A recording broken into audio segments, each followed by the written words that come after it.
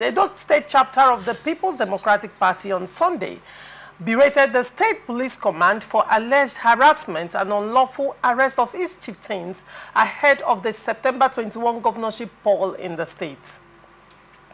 The party called on the international community, civil society organizations, and other stakeholders to turn their attention to the election. The party also accused the police of conniving with the All Progressive Congress to keep its members out of circulation. Speaking at the press conference on Sunday in Benin, the state capital, the Director General of the Aswe Yodalo Osarodion Ogie Campaign Management Council, Matthew Iduorekemwen, said the police had arrested Mr. Amos Tom and Kingsley Osahon, among others, while Odion Olaye, Chief Francis Ibeniki, Chief Olukoya, Festus Osaibovo, Kelly Inedebo have been penciled down for arrest, having procured a fake court warrant of arrest. He said the police officers, allegedly led by a chief superintendent, have been operating outside the scope of their job, wielding AK-47 rifles and other weapons, moving around the state in Hummer buses and Hilux vans to harass and abduct party chieftains. However, the director of publicity, the Edo APC Governorship Campaign Council, Orobosa Omojo, said no one is harassing PDP members. Omojo, in a statement on Sunday, said the People's Democratic Party in Edo State has become a huge embarrassment to itself with its unrelenting media attack on the Nigerian police and other security agencies in the country. PDP has abandoned campaigns to concentrate on mischievous propaganda to cover up their failure to articulate campaign strategy, which has become obvious with their dwindling members. Nigerians will recall that the All Progressive Congress in Edo State has been under intense violent attacks from the state-sponsored Edo State Security Network and public work volunteers. It was these groups that planned and murdered the security aide to Senator Monde Ekpoblo in cold blood at the Benin City Airport exit gate.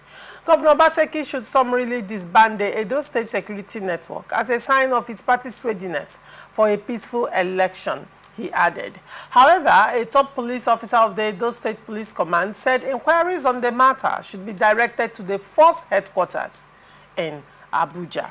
Honorable Lan, interesting times ahead in Edo. Edo State has always been, volatile during elections, but this one appears to be heating up, instead of being doused down. And the political actors, what do you have to say about this?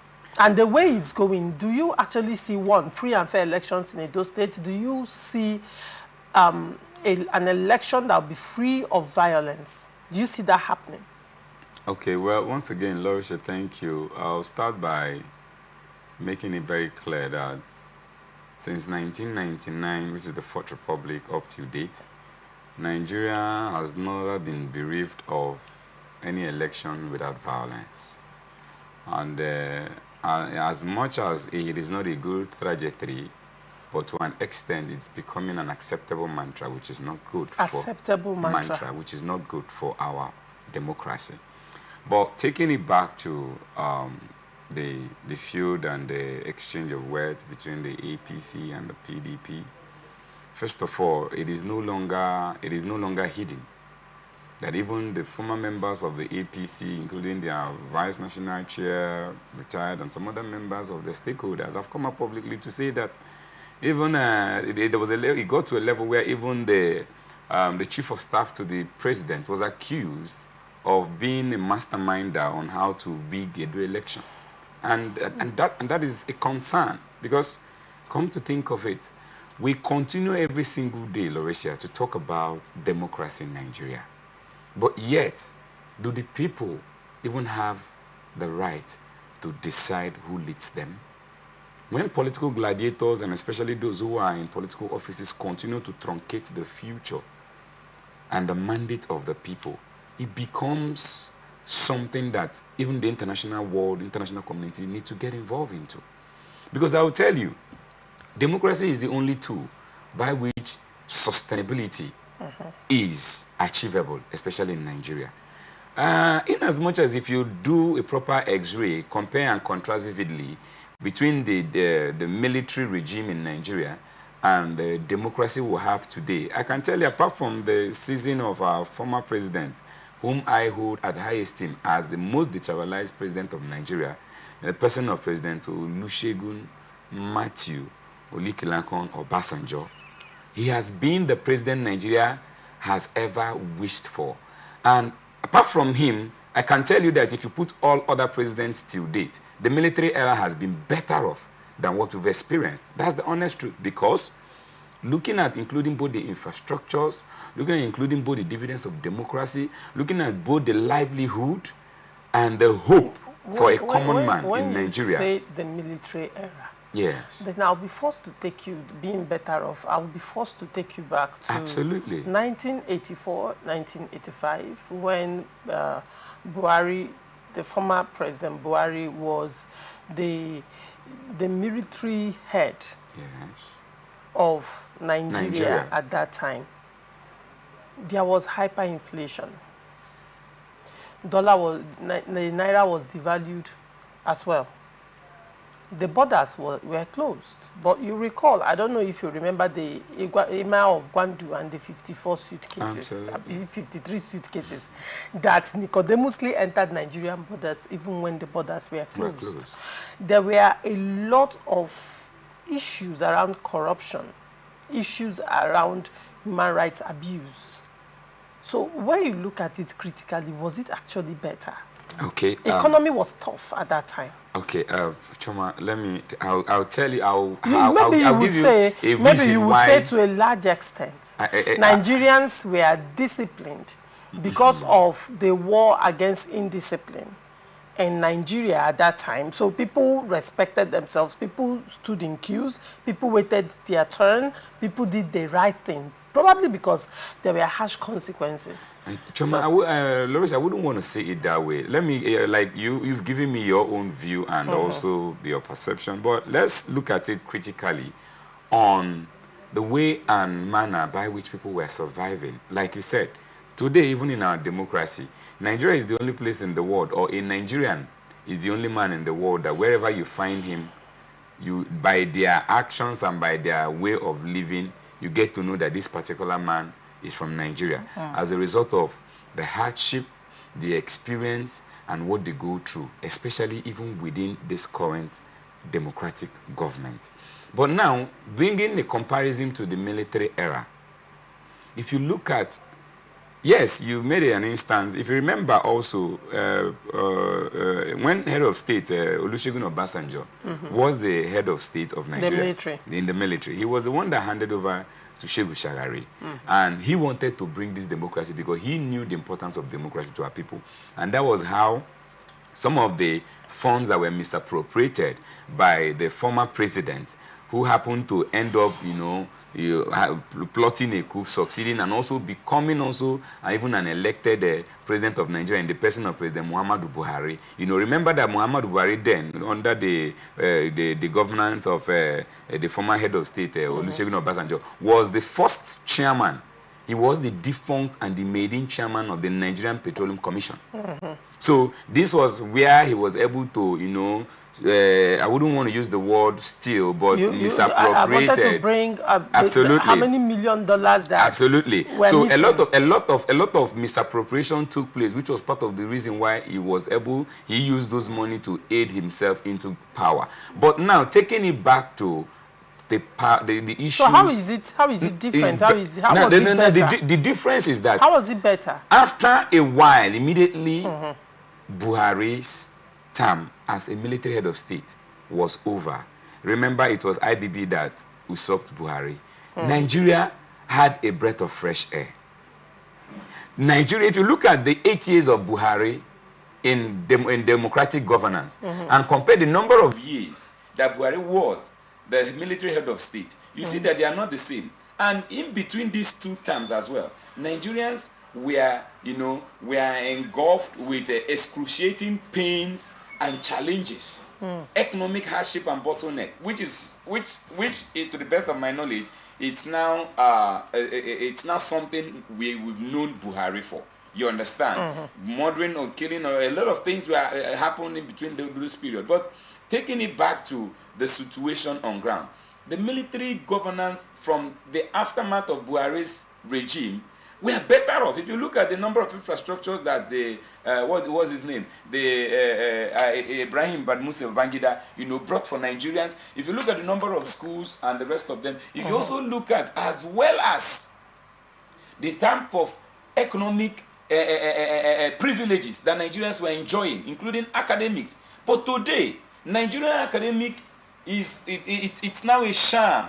As a matter of fact, it's so painful and so disgusting that what we go through is regrettable. But in all, I want to say, taking it back to the issue of PDP and APC, I think that the APC, the onus lie on them to stop, using the agents of government because they are the political power that are the leading government of the day, to stop using the agents of government, as a tool to make sure that they must take over the whole of Nigeria. Because if you look at what is happening, the Senate president on a public forum in Calabar came up publicly. This is somebody who happened to be the 003 in Nigeria, to say that APC must, underline, take over. And you're now asking, is this man's statement somebody who happened to be a representative of Nigeria, a Senate president, occupying a hallowed and exalted office, who is supposed to be detribalized and decentralized, not minding the party that sponsored him? Because at the moment right now, party shouldn't be his priority. As a matter of fact, Nigeria should be his priority as the Senate president of Nigeria, because he's not the Senate president of the APC. And he's coming up publicly to say that APC must take over Edo State. And we have seen on different fora, including what Adams Oshomole, my very distinguished, respected person, and other members of the APC continue to make this statement. Recall also that it was also when the APC governorship candidate, the senator, was coming from the airport, there was an incident that led to even a policeman being shot and killed at gunpoint. So but that incident was against the APC candidate and Governor Shaibu. The Deputy Governor Shaibu. Yes. And you know that incident happened on the heels, just immediately after Shaibu was reinstated as the Deputy Governor. Yes. So are you saying that APC will plot that kind of assassination attempt on its own candidate? Are you saying APC will plot attack on the Deputy Governor Shaibu, knowing that Shaibu, to a large extent, has foot soldiers politically that will sway results in the favor of APC? I think I will categorically state that APC, with their mantra, which I know it is not in their constitution, it's not anywhere written, have said and have sworn that they must take over power by fire and by force, and which has continued. And they say, actions and reactions are equal and opposite. When you go about a situation, take for instance, Choma, in as much as both of us are having this conversation, we are being diplomatic, and that's the reason why, not minding the tension or the subject matter, we don't go physical on each other, because we are being diplomatic.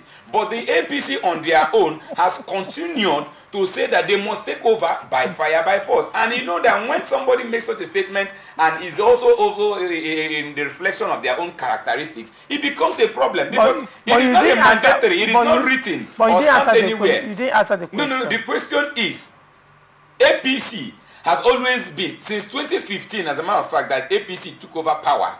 APC has been both the actors and as well as the wailers.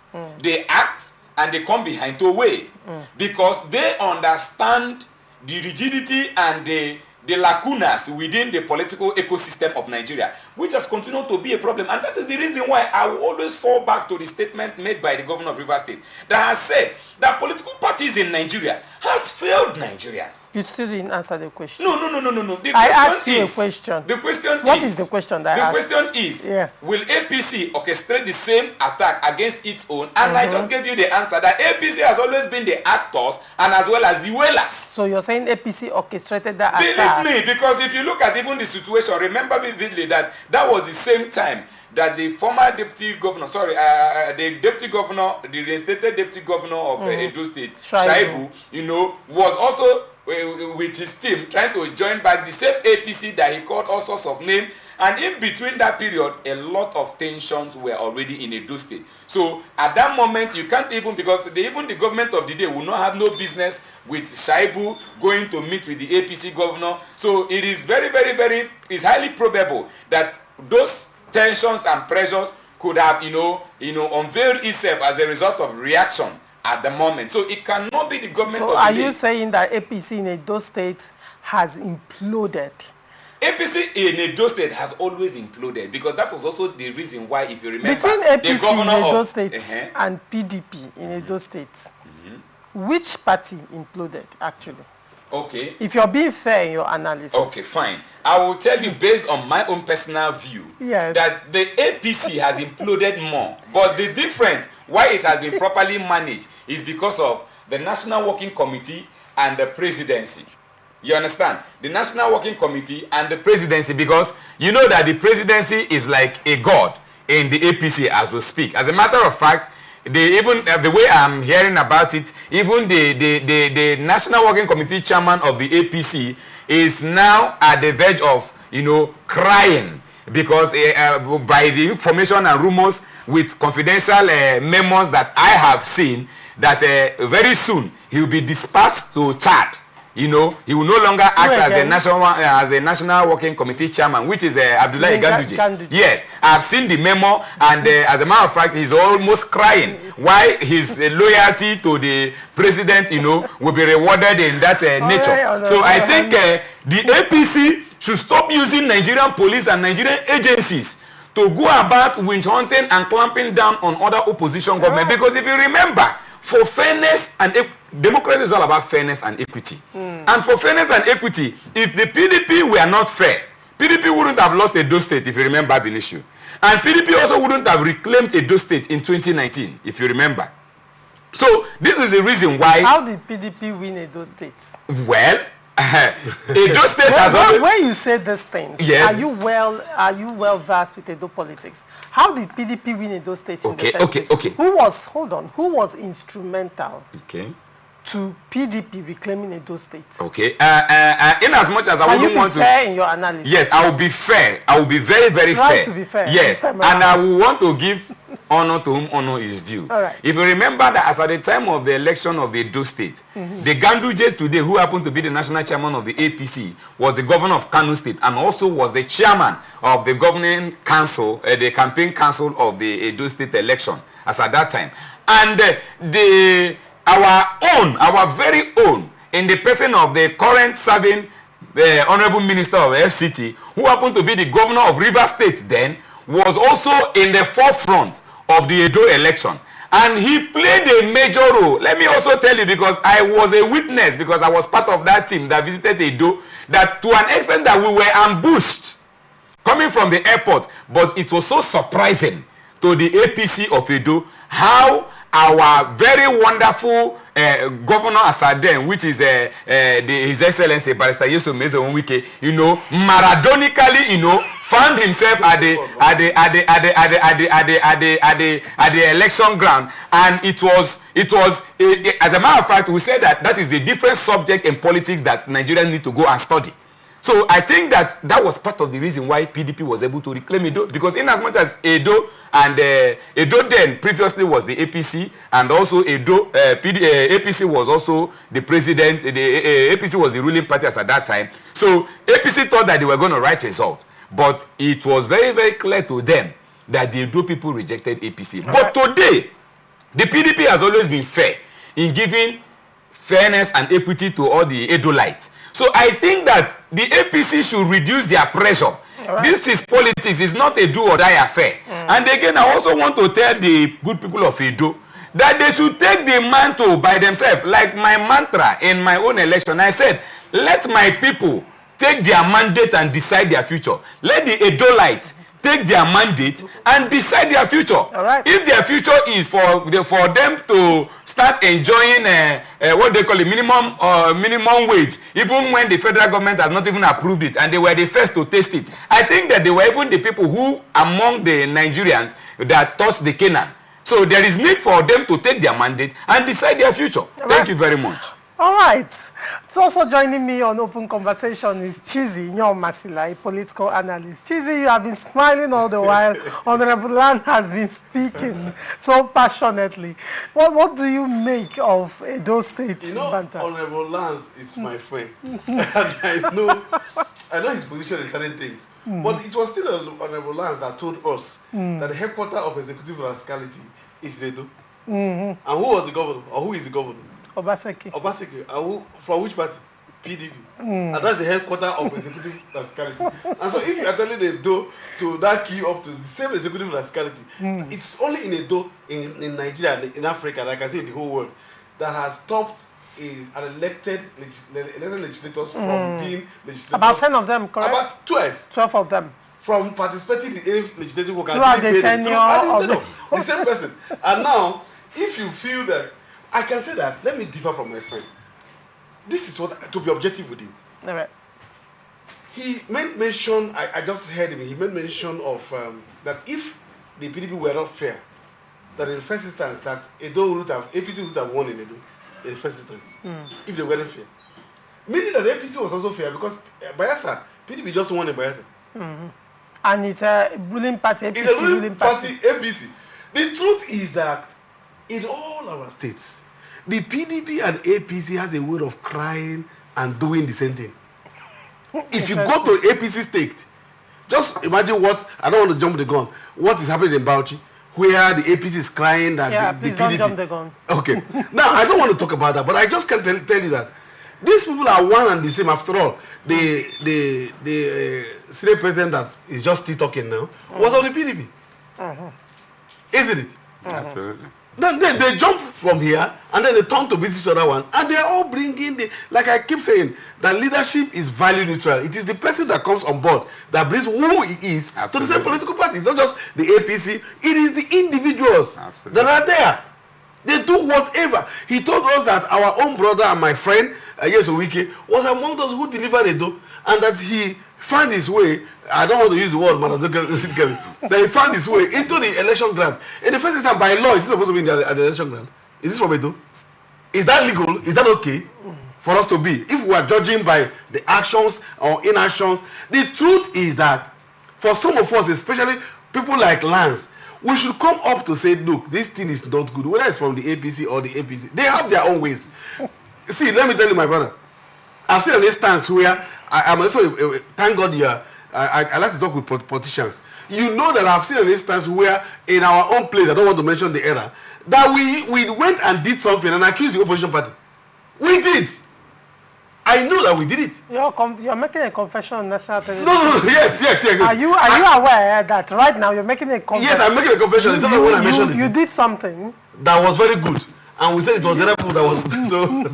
So, but I know that's what happens in politics. All right. You see all of them crying. They all have their ways. The governor is also doing certain things that are very wrong.